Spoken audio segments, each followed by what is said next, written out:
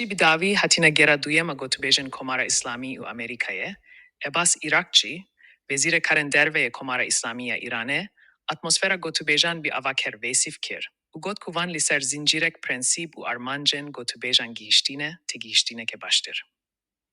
Eraqçî, di zanîn ku hevdîtin bi qasî saetan dewam kir û wiha got, vê carê jî hevdîtin baş derbas bû. Danûstandin di atmosfereke avaker de hatin kirin û em ber bi pêş ve diçin.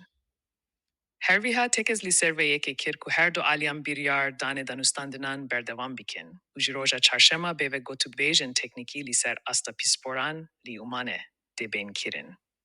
Li gorî Eraqçî, pîsporan dêma zêdetir heye ku biçin nav hûrgiliyan û çarçoveyek ji bo danûstandinan pêş bixin.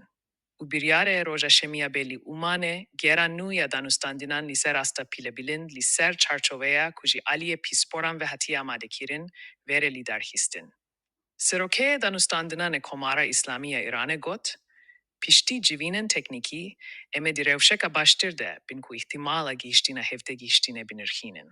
Lêbelê, em hin jî bi hişyarî tevdîgerin. امروز حدود 4 ساعت ما مذاکره داشتیم، فکر میکنم تقریبا در ادامه جلسه گذشته این بار هم جلسه خوبی بود و میتونم بگم که رو به جلو هست مذاکرات.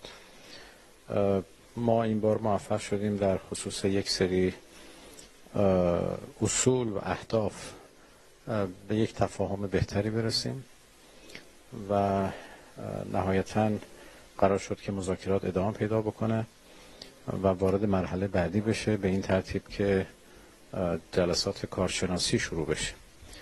لذا ما از چهارشنبه این هفته فکر میکنم مذاکرات کارشناسی در مذاکرات فنی در سطح کارشناسان در عمان آغاز خواهد شد و خب طبیعی هستش که کارشناسان فرصت بیشتری دارن برای اینکه وارد جزئیات بشن، وارد طراحی یک چارچوب برای توافق بشن و بعد مجددا شنبه آینده ما در عمان ملاقات خواهیم کرد و نتیجه کار کارشناسان رو بررسی میکنیم تا ببینیم که چقدر به حصول یک توافق نزدیک است.